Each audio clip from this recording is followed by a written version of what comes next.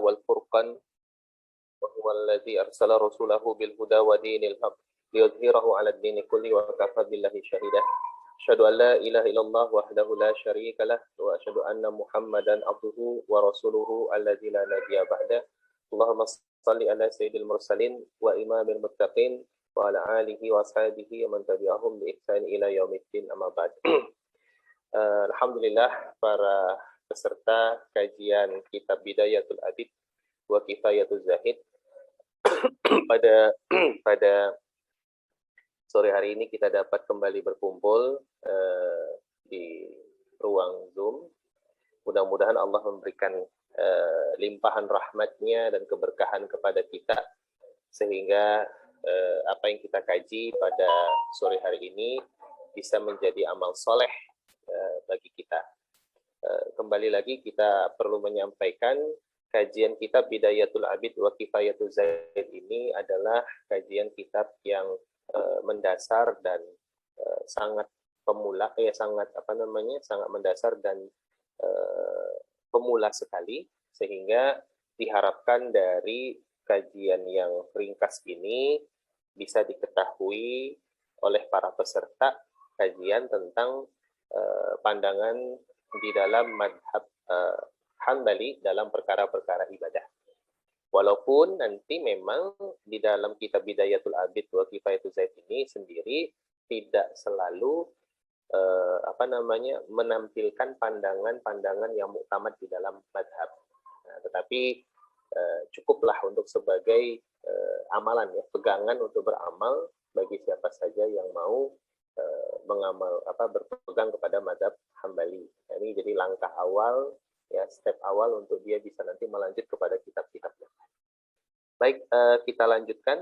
Saya izin mematikan kamera karena sinyal saya kurang bagus.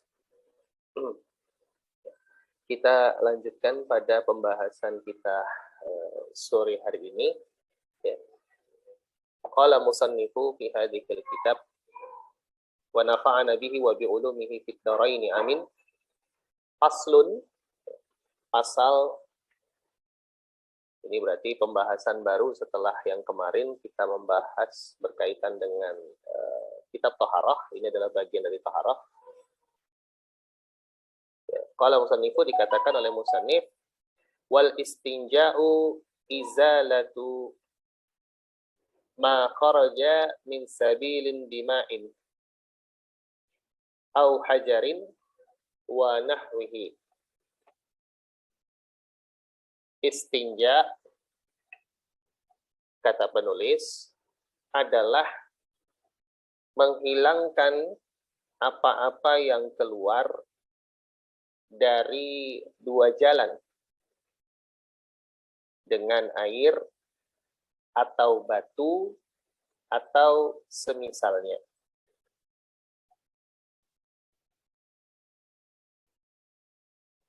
Wa huwa wajibun min kulli kharijin. Dan dia istinja itu wajib dilakukan setiap kali sesuatu keluar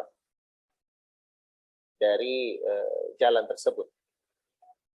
Illa, kecuali ar-riha, angin atau kentut, wa tahira, atau sesuatu yang suci, wa ghaira mulawwith, dan selain kotoran.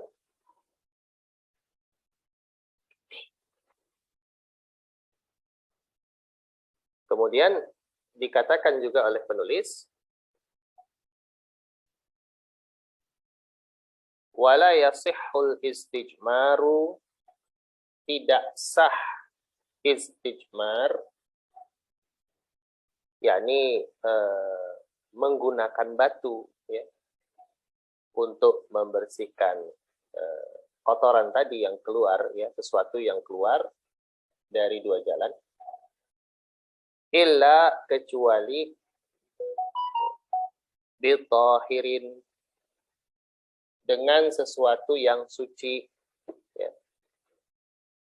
Mubahin, mubah, yabisin, sesuatu yang kering, ya, atau padat, munaqqin, ya, sesuatu yang memang mampu untuk membersihkan, fal inqa'u bihajarin,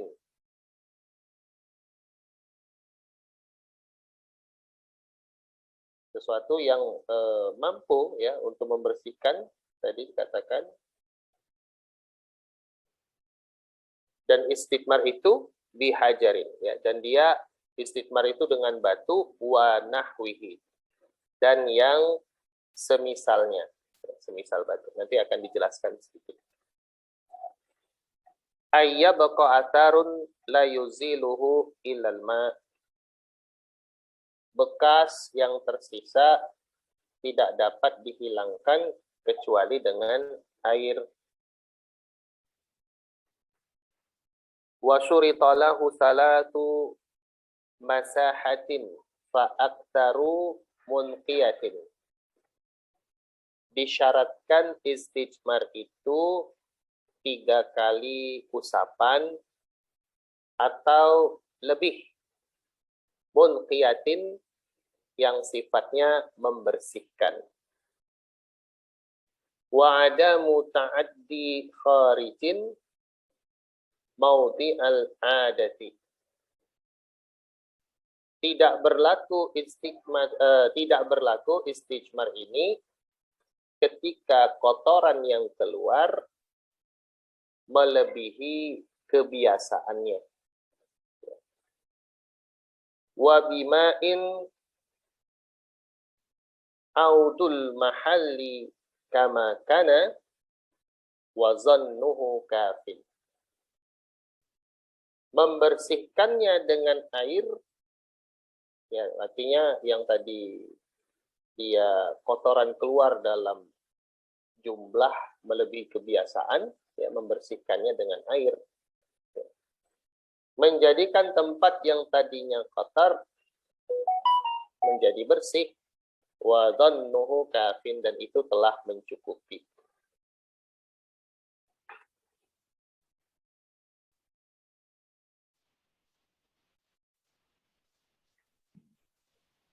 Wa haruma bi raufin, haram istinja itu menggunakan kotoran, wa azmin, tulang, wa ta'amin, dan makanan manusia, walau li bahimatin, demikian pula, ya, andaikan itu makanan hewan.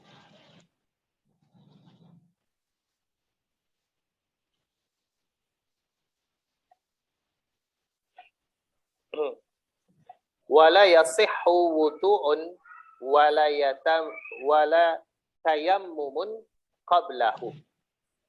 Tidak sah melakukan wudu dan tayamum sebelumnya.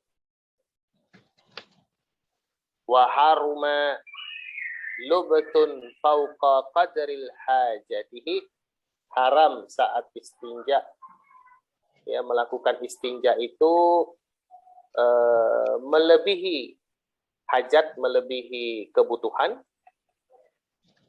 Wa taghawwutuhu bima'in, kemudian buang air besar di air, ya, bima'in, air, di tempat berkumpulnya air. Wa bauluhu wa taghawwutuhu bimauridihi, juga membuang kencing serta buang air besar pada mata air. Wa bitariqin maslukin, serta di tempat atau di jalan, ya, lebih tepat, di jalan yang dilewati, dilalui. Wa zillin nafi'in, di tempat orang berteduh, ya, orang memanfaatkan tempat itu untuk berteduh. Wa tahta syajaratin 'alaiha thamarun yuqsadu, dan juga di bawah pohon yang berbuah dan orang berhajat terhadap buah pohon itu. Wastiqbalu qiblatin wastidbaruha bi fadain, serta menghadap kiblat dan membelakanginya di ruang terbuka. Nah, maka di sini berkaitan dengan istinja, penulis mengatakan ia adalah aktivitas yang dilakukan untuk mengangkat ya izalatu ma kharaja min sabili dima'in au hajarin wa nahwihi. Adalah aktivitas untuk mengangkat apa yang keluar dari dua jalan dengan air ya, atau dengan batu dan yang sejenisnya. Ya kalau bahasa kita mungkin adalah apa, cebok ya, begitu. Nah, di dalam madhab ya, dikatakan bahwasanya istinja itu bisa menggunakan air, bisa juga menggunakan batu, dan lebih utama menggunakan keduanya. Jadi bersamaan menggunakan batu dan menggunakan air. Namun jika salah satu saja yang digunakan mencukupi.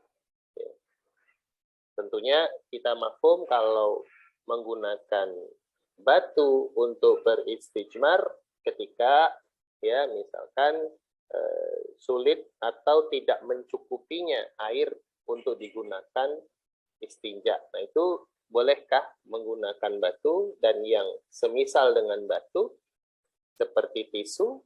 Boleh. Nah kemudian di dalam masalah istinja ini ada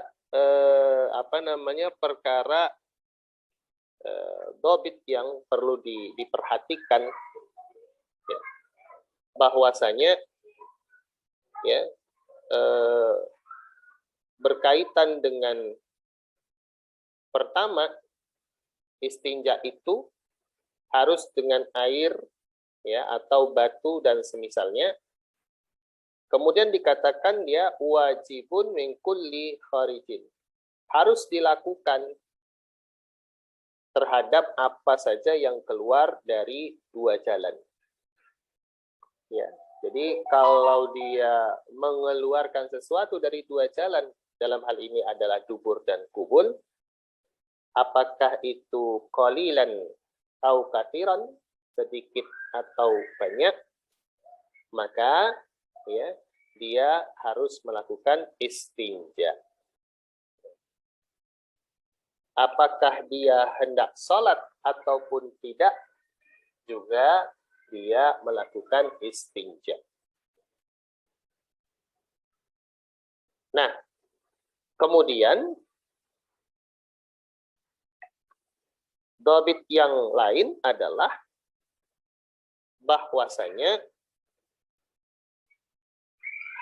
dikecualikan istinja itu ketika yang keluar itu adalah arih ya, atau angin atau kentut gitu.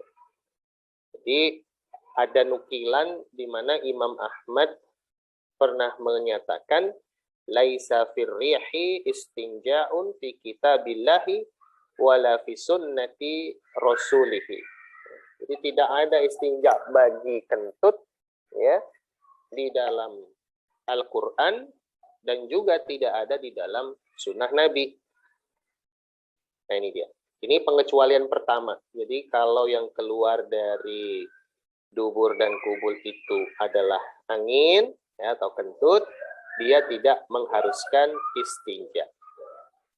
Kedua, dia tidak mengharuskan cebok. Nah, kedua adalah at-tahir, sesuatu yang suci ya keluar dari dua jalan itu. Semisal apa? Semisal mani. Ya, semisal mani. Maka ya karena mani itu suci, dia tidak mengharuskan adanya istinja. Ini yang dipahami oleh madhab. Makanya berwudu saja baginya mencukupi. Dalam arti apa namanya, kalau di dalam hadis yang sering digunakan ya, hadis yang sering digunakan itu adalah berkaitan dengan ketika seorang laki-laki hendak lagi melanjutkan jimaknya dengan istri, ya, dia berwudu kembali. Nah, jadi kebanyakan hadis itu yang digunakan. Kemudian, ya, yang dikecualikan dari melakukan istinja jika keluar dari dua jalan adalah ghairal mulawwih, ya, selain kotoran ya yang keluar dari kedua jalan itu. Apa itu? Ya, misalkan apa? Mungkin apa ya? Kalau kemarin dulu itu ada peristiwa aneh mungkin yang sebenarnya tak mungkin terjadi, ya. Apa namanya? Manusia mengeluarkan telur. Ya, itu ada kasus yang pada waktu lalu, ya. Jadi telur itu tidaklah kotoran, ya, dia bukanlah kotoran, ya. Dia juga bukan termasuk mani, dia juga bukan termasuk angin atau gas, ya. Maka ketika dikeluarkan dari salah satu dua jalan yang ada, ya, dia tidak mengharuskan istinja. Nah, ini walaupun kasus seperti ini adalah kasus yang apa ya, mustahil ya kalau terjadi. Kalau yang kemarin terjadi ternyata ada hal lain, ya. Baik. Kemudian kita lanjutkan berkaitan dengan istijmar. Tadi masalah istinja, seboh. Nah, sekarang istijmar, ya, berkaitan dengan membersihkan kotoran tadi dengan batu. Nah, di sini dikatakan wala yasihhul istijmaru, ya, tidak sah istijmar itu illa kecuali. Nah, ini menunjukkan beberapa syarat dari istijmar. Jadi kitab ini menjelaskan ada beberapa syarat, setidaknya ada 8 syarat yang harus dipenuhi sehingga istijmar itu dinyatakan sah. Yang pertama, ya, dikatakan bahwasanya, ya, bitohirin, istijmar itu menggunakan, ya, batu yang tohir, yang suci, ya, atau yang semisal batu seperti tisu mungkin yang suci.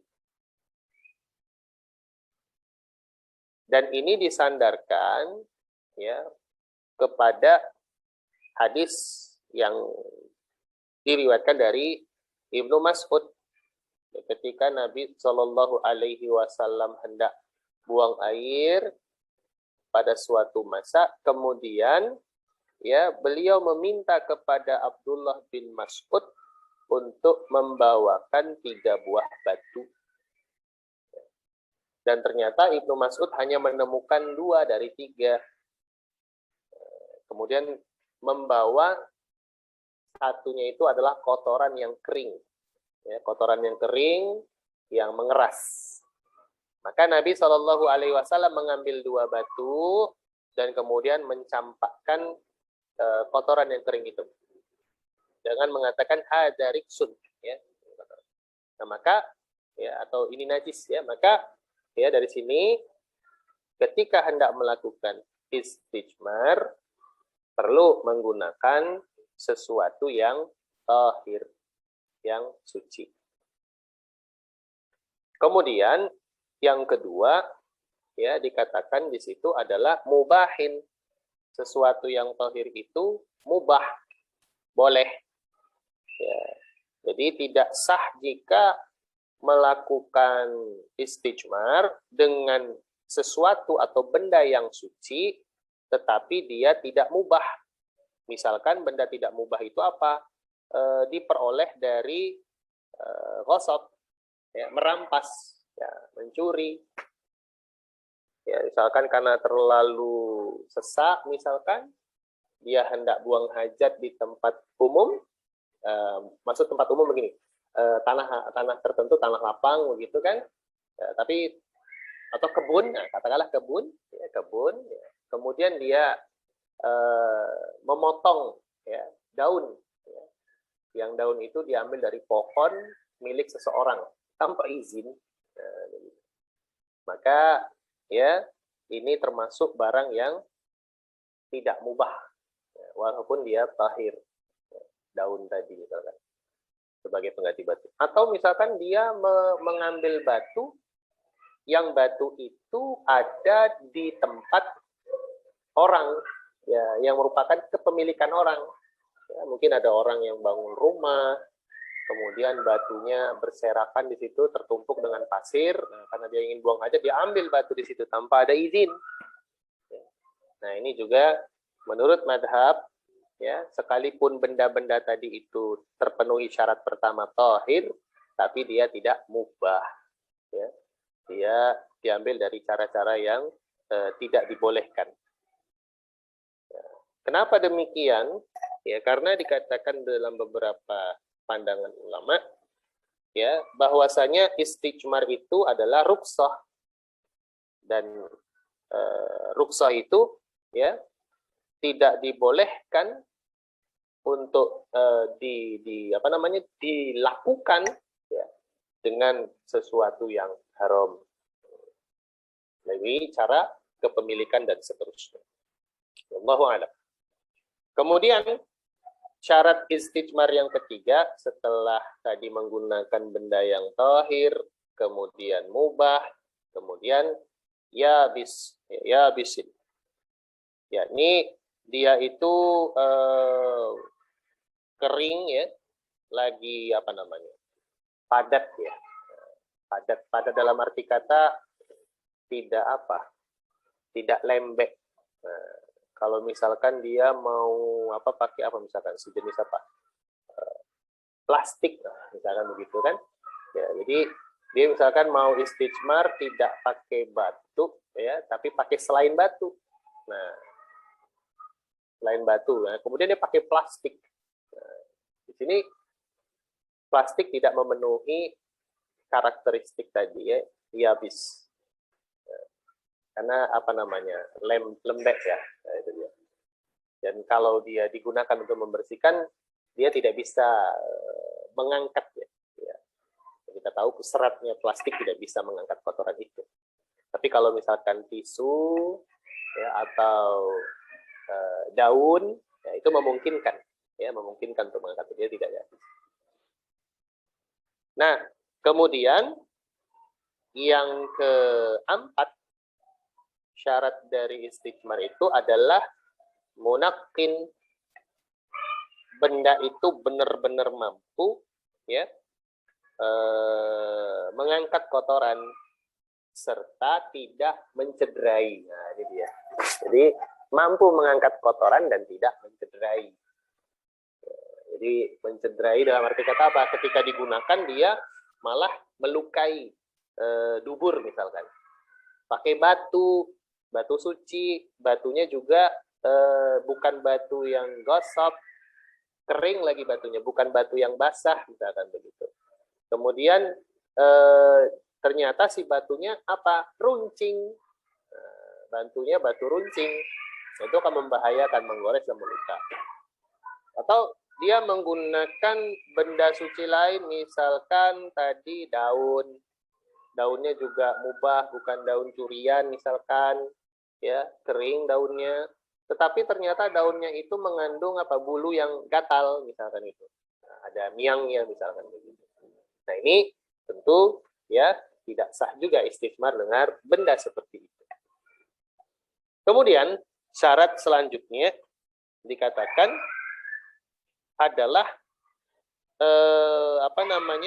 setelah benda tadi itu digunakan ya untuk mengangkat tadi, harus dikatakan di sini adalah dia 3 kali usapan.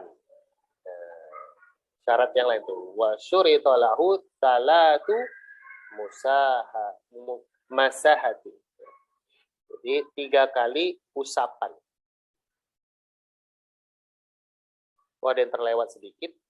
Nah, jadi di situ ada redaksi fal inqa'u bihajarin wa nahwihi ayyabqa atharun la yuziluhu illa ma. Dikatakan ya bahwa bekas tadi ya, bekas misalkan ya secara fakta misalkan dia kencing atau kemudian buang kotoran dan kemudian dia melakukan istijmar. Nah, aniyahnya secara zatnya boleh jadi atau dimungkinkan saja ada yang tersisa. Ya, mungkin kotoran tadi berbentuk padatan, terangkat dengan usapan si batu, tetapi mungkin menyisakan ya bekas atau menyisakan bau. Nah, menyisakan bau ya, ya, atau bekas lah. Nah, yang ini tidak akan bisa hilang kecuali dengan air. Nah, tetapi apakah orang yang telah melakukan hal seperti itu telah dikatakan berhasil mengangkat kotoran dari tubuhnya? Ya, secara hukum iya, secara hukum iya, ya, mazhab iya. Walau secara zatnya, aniyahnya kotoran tadi mungkin saja masih ada tersisa. Nah, maka sisa-sisa itu tidak bisa hilang kecuali dengan air. Inilah makanya tadi ulama mazhab mengatakan hendaknya memadukan keduanya antara air, istinja dan air dan istijmar. Memadukan keduanya. Kalau tak bisa yang kalau kemudian air saja yang digunakan, boleh nggak isinya aja? Ya boleh gitu. Tapi kalau darurat tidak bisa menemukan air dan kemudian menggunakan istinja, nah itulah fungsi istinja sebagai keringanan. Nah, kita lanjut. Kemudian syarat dari istijmar yang kelima dikatakan adalah salatu masahatin fa'aktaru munqiyatin. 3 kali usapan atau lebih. Nah, artinya paling sedikit 3 kali usapan. Paling minimal. Jadi nggak boleh di bawah 3. Ya, harus 3. Kalau lebih dari 3, boleh. Dan ini bisa banyak dilihat ya dalil mengenai hal ini mungkin dalam hadis ya, yang mana Rasulullah SAW itu ya katakan an-nastanjiya bi aqalla min 3 ahjarin. Ya, jadi hadis-hadis ini yang serupa ya, yang dijadikan sebagai dalil pijakan ya, 3 kali usapan. Itu syarat sah istijmar yang ke-5. Yang ke-6 dikatakan istijmar itu boleh dilakukan pada suatu kondisi yang di sini katakan ada muta'addi kharijin mauti al-adati. Ya. Jadi istijmar itu tidak berlaku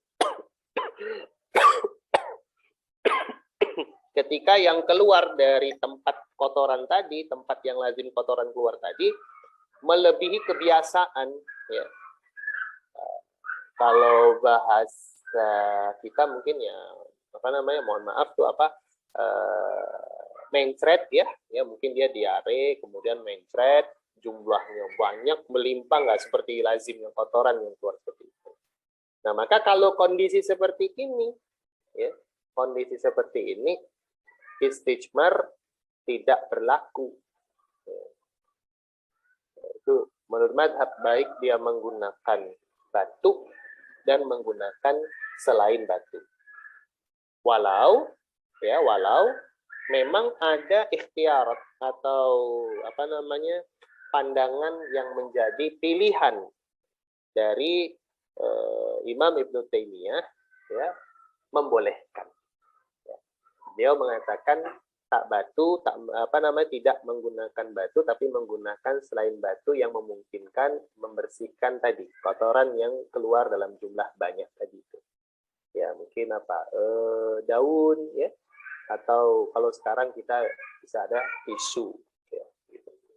Tapi kalau di mazhab sendiri, ya menurut mazhab sendiri mengatakan kalau kotoran yang keluar itu melebihi kebiasaan, istijmar tidak berlaku. Dia harus istinja. Kemudian syarat selanjutnya, berarti syarat yang ke-7, ya.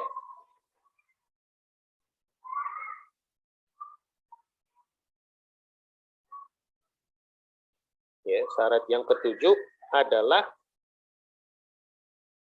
tidak boleh ya wa haruma, tidak boleh ya diharamkan istijmar tadi dengan dirautin dengan kotoran wa azmin dan juga tulang. Jadi kalau dengan kotoran ini ya sudah diketahui sebagaimana hadis yang sebelumnya Ibnu Mas'ud ya. Kalau yang dengan tulang ini, nah ini memang ada hadis ya, hadis lain yang Rasulullah SAW mengatakan la tastanju birauti wala bil'idami fa innahu zadul ikhwanikum minal jin. Nah ini hadis Tirmizi, Imam Tirmizi ya, hadis Imam Tirmizi ya. Di mana di dalam hadis itu dikatakan tidak boleh ya cara istinja dengan kotoran dan juga tulang, karena itu merupakan bekal atau makanan bagi saudara kalian atau dari golongan jin. Nah, itu begitu. Jadi apa namanya, tidak sah menggunakan itu ketika melakukan apa namanya tadi, istijmar. Syarat terakhir dari istijmar adalah tidak menggunakan to'amin, makanan, walau libahimatin, ya, sekalipun makanan itu adalah makanan hewan. Misal dia ingin istijmar menggunakan apa namanya, menggunakan roti, nah, roti, dan itu adalah makanan, maka istijmar seperti ini tidak sah. Atau dia menggunakan makanan, tapi makanan itu untuk hewan. Apalah gitu jenis makanan hewan tertentu yang kemudian mungkin padatan tadi dan seterusnya. Nah, itu juga tidak dibolehkan. Ya. Nah, karena ini termasuk hal yang apa namanya, memuliakan ya, memuliakan makanan. Ya. Baik. Nah, kemudian penulis mengatakan wala yasihhu wudu'un wala tayammumun qablahu. Tidak sah, kata penulis,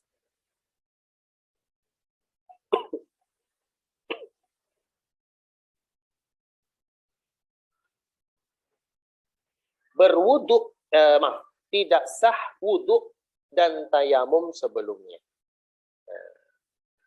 Jadi maksudnya adalah bahwa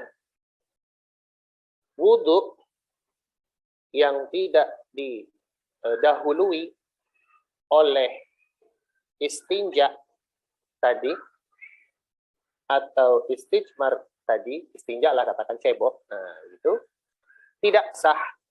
Nah, ini juga adalah salah satu pandangan madhab. Dan ulama madhab biasanya berargumentasi dengan hadisnya Miqdad radhiyallahu anhu yang berkata Rasulullah sallallahu alaihi wasallam bersabda, potongan hadis sebenarnya ya, yaghsilu dakarahu, bersihkanlah dakar kalian ya, dakarnya, bersihkanlah dakarnya, tsumma liyatawadda, kemudian berwudu. Jadi apa namanya, ini yang dijadikan pandangan mazhab. Namun memang ada lagi-lagi apa namanya, ikhtiarat lagi ya.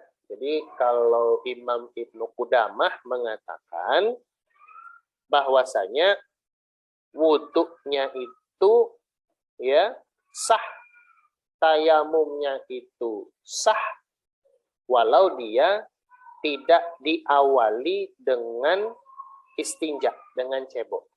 Selama dapat dipastikan memang dia tidak mengeluarkan mengeluarkan najis. Tidak ada bernajis tadi. Sah saja. Nah itu kata Imam Ibnu Qudamah. Jadi ini juga Imam Ibnu Qudamah termasuk dari ulama madhab. Ada juga yang ulama lain mengatakan ya bahwasanya istinja sebelum wudhu itu adalah sunnah saja. Sunnah saja.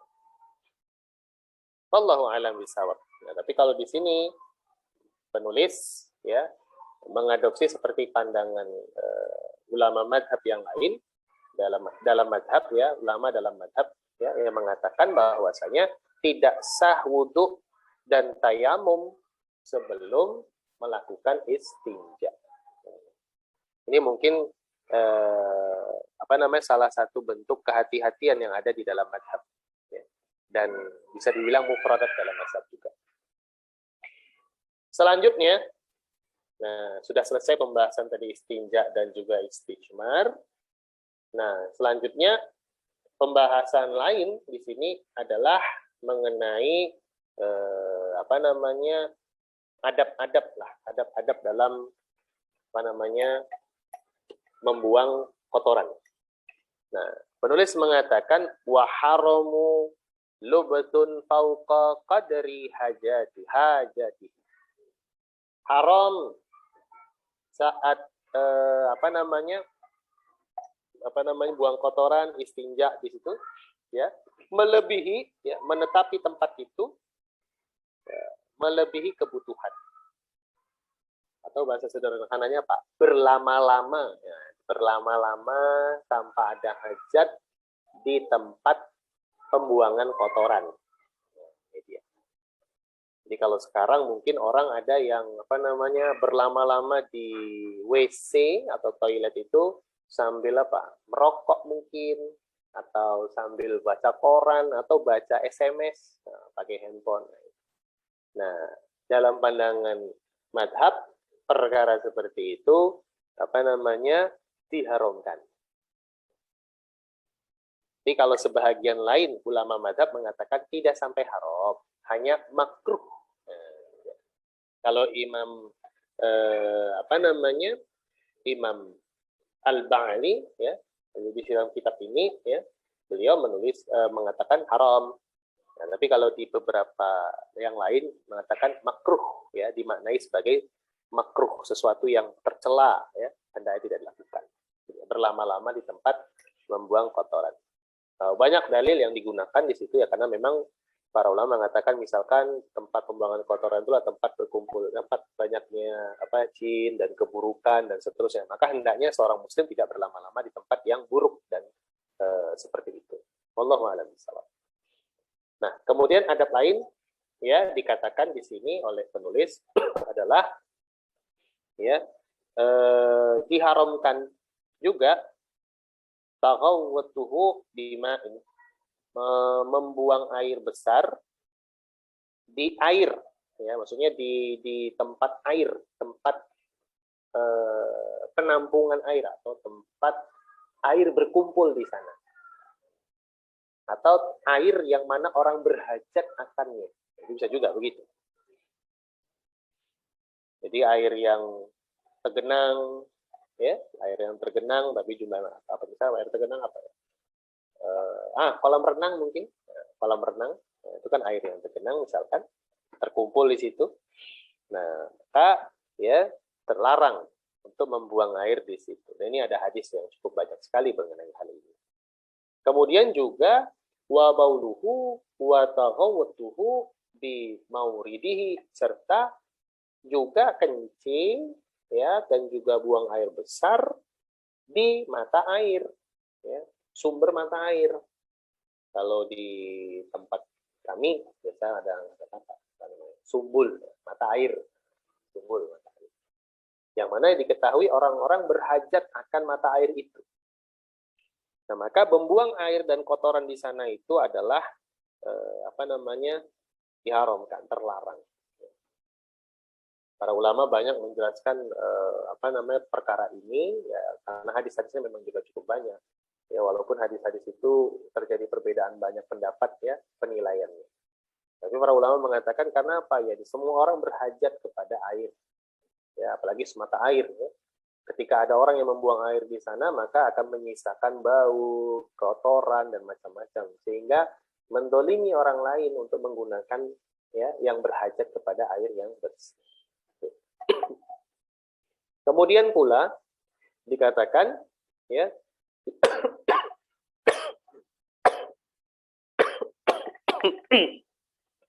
tidak membuang air ya, haramkan bitorikin maslukin, di jalan yang orang itu berlalu lalang, orang melewati jalan itu, jalan umum.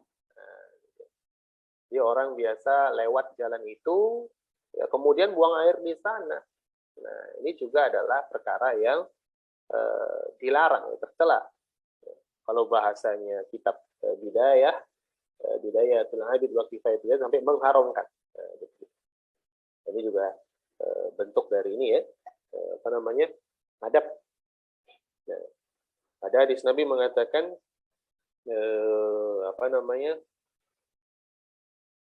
ya, takutlah kalian akan laknat Allah, laknat orang-orang. Nah, itu juga ada. Jadi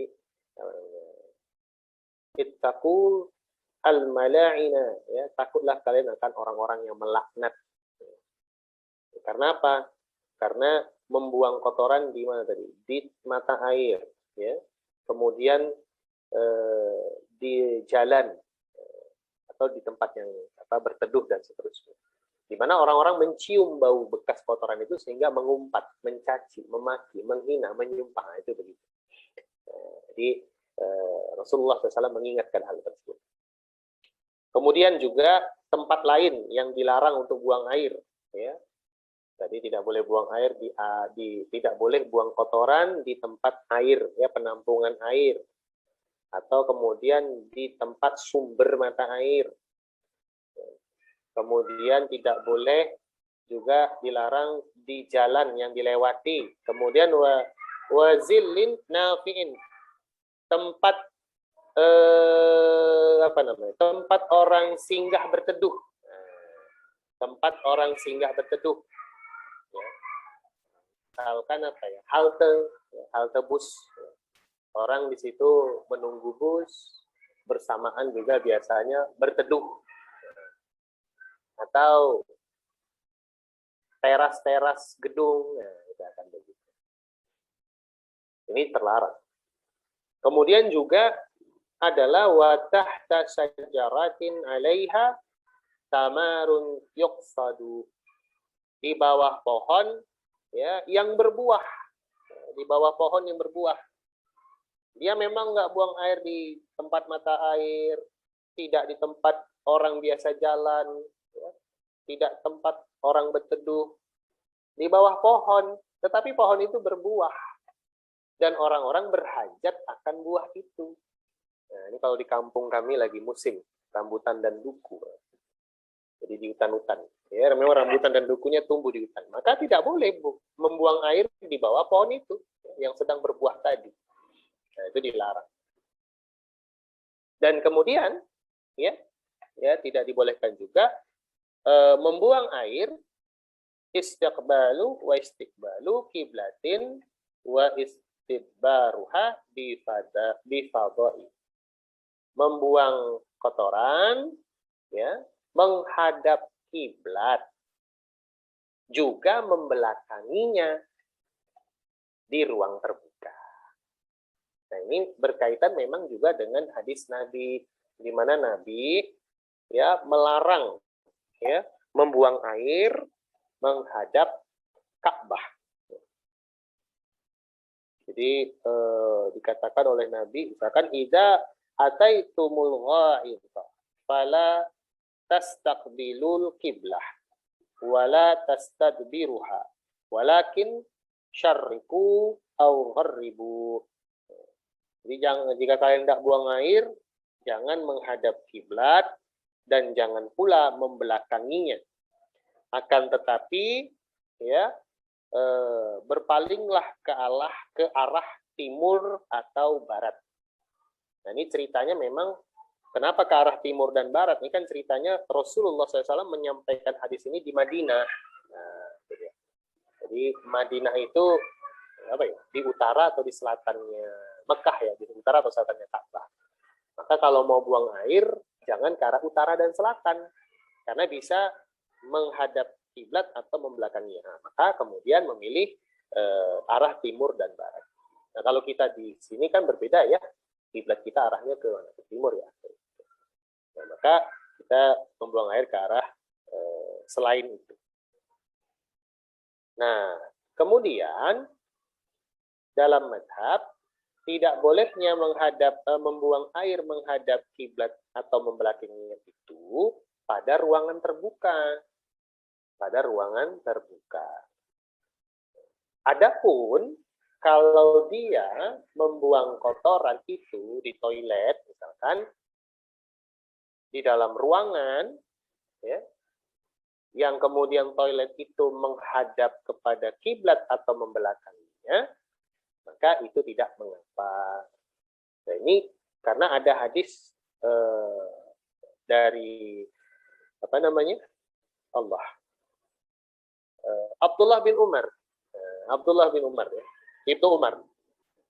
Jadi pada waktu itu Ibnu Umar bertamu bermain di rumah kakaknya, yaitu Hafsah, istri Nabi Shallallahu Alaihi Wasallam.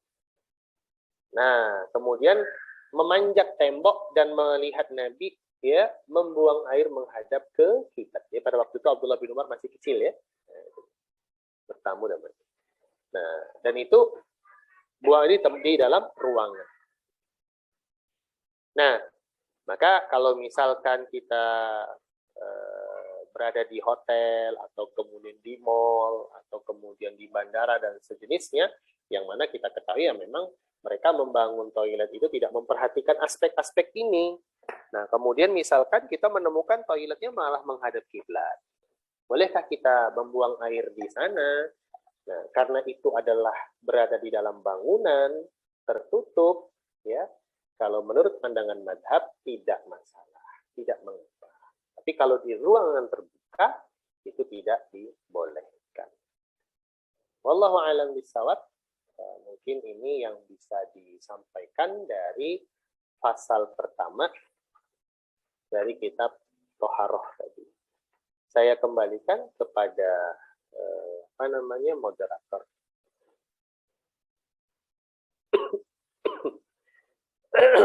Ya.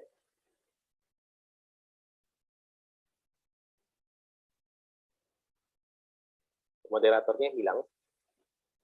Halo, moderatornya.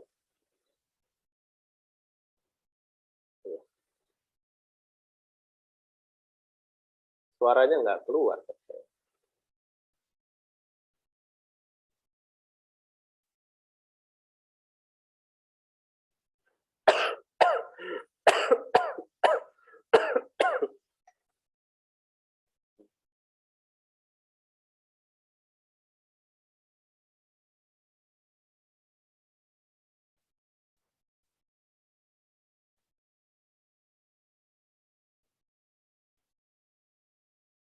Mungkin speakernya bermasalah.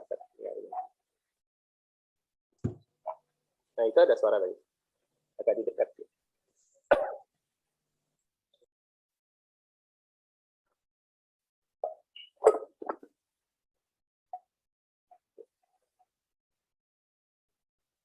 Atau silakan ya, dari para peserta yang hadir, jika mungkin ada hal yang ingin ditanyakan, boleh. Jika bisa saya jawab, akan saya jawab ya, hari ini jika memungkinkan. Jika tidak, mungkin menjadi tugas. Bismillah Ustaz, izin bertanya. Ya. Ana Egi Abu Aisyah tentang beristijmar menggunakan batu itu di dalam mazhab ini bisa tidak dari satu batu dengan berbeda sisinya untuk bersuci itu? Bagaimana Ustaz? Jazakallah khairan. Memang saya mendapatkan dua penjelasan pada waktu pernah membaca ya. Saya lupa tuh ikhtiaratnya itu. Ya. Jadi ada yang mengatakan satu batu, kalau saya salah, gimana kitab apa ya? Karangan Syekh Sa'di pada waktu itu, saya waktu mengkaji itu. Jadi salah seorang ustadz menjelaskan bahwasanya batu yang satu tadi digunakan itu, ya, itu digunakan beberapa sisinya. Maka itulah yang dimaknai dengan satu usapan. Kemudian berpindah kepada batu kedua, digunakan lagi beberapa sisinya untuk mengangkat kotoran. Itulah dua usapan. Baru kemudian menggunakan batu ketiga dengan sisi-sisinya tadi. Nah, itulah usapan ketiga. Ada yang menjelaskan begitu. Tapi kalau di dalam matan yang kita lihat tadi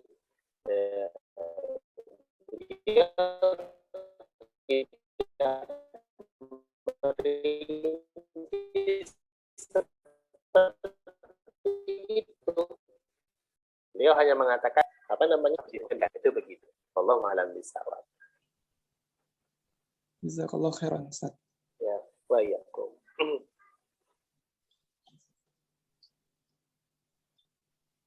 Ya. Gimana nih Ustaz Ustaz Rosadi? Sudah bisa hidup speakernya?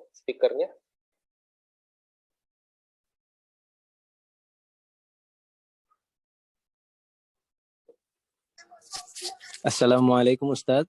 Waalaikumsalam warahmatullahi wabarakatuh. Ana Zulfahmi min Jambi. Iya. Mau tanya Ustaz, kalau untuk bayi itu kan kadang kita ganti popoknya pakai tisu basah ya Ustaz. Bayi, oh ya tisu basah. Iya, tisu basah itu menyucikan atau enggak? Terus kemudian tangan kita yang habis menyentuh tisu basah itu apakah menjadi najis kalau kita misalnya pegang yang lainnya sebelum kita cuci tangan gitu? Apa yang lainnya itu juga ikut najis Ustaz? Iya. Jazakallah khairan. Iya, baik. Ya, jadi kalau di matan tadi kita lihat ada salah satu syarat untuk istijmar, yakni yabis, yang kering. Nah, maka ketika menggunakan tisu basah itu dia tidak memenuhi syarat sah istijmar. Lantas gimana? Gitu kan? Nah, maka bersihkan saja dulu dengan tisu basah tadi, baru kemudian dilanjutkan dengan yang kering. Nah, jadi dalam pandangan mazhab ya, bahwasanya benda selain batu yang digunakan untuk istijmar itu mengapa harus kering, tidak boleh basah, lembab dan seterusnya, karena dikhawatirkan menggunakan benda yang seperti itu menjadikan si kotoran menempel dan melebar. Jadi itu yang kemudian menjadi argumentasi beberapa para ulama di dalam mazhab. Nah, maka ya dalam penggunaan yang tadi ya kita tinggalkan. Nah, dalam arti kata begini, digunakan tadi untuk yang pertama, baru kemudian menggunakan yang kering. Nah, memang kan kulitnya bayi ya sensitif kan begitu. Jadi digunakan ya, kemudian baru disempurnakan lagi ya dengan bahan lain ya, tisu lain mungkin yang lembut yang tidak berupa tisu basah. 3 kali. Wallahu a'lam bishawab. Terlewat tadi apa yang satu lagi? Apa tadi? Nah, mungkin nanti bisa yang terlewat tadi diketikkan aja nanti di pesan kepada admin, nanti mungkin bisa saya jawab. Nah, itu yang bisa saya sampaikan kepada para peserta sore hari ini. Saya kembalikan kepada host mungkin karena sudah pukul 6. Dan sini beberapa santri peserta juga sudah keluar karena sudah maghrib. Baik, karena ada sedikit teknis dari host, kita cukupkan pertemuan kita pada sore hari ini. Semoga yang sedikit ini bermanfaat dan bermanfaat, bisa diamalkan, dan menjadi pengetahuan bagi kita untuk keluarga kita, dan bisa kita sebarkan sebagai bagian menghidupkan kembali pandangan-pandangan ulama terkhusus dari madhab Hambali. Kita tutup pertemuan kita dengan doa Fathul Majlis. Subhanallah. Assalamualaikum warahmatullahi wabarakatuh. Waalaikumsalam warahmatullahi Waalaikumsalam warahmatullahi wabarakatuh.